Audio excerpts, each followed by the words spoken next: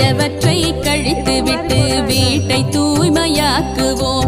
நல்லெண்ணம் பொங்க அகமும் புறமும் தூய்மையாக்குவோம். வாழ்விற்கும் வெள்ளையடித்து போகி நெருப்பில் கொளுத்துவோம். வளர்தல் உயர்தல் எழுதல் பொலிதல் நிறைதல் மிகுதல் பொங்கலே. பொங்கலோ பொங்கல் போகி பொங்கலோ பொங்கல்.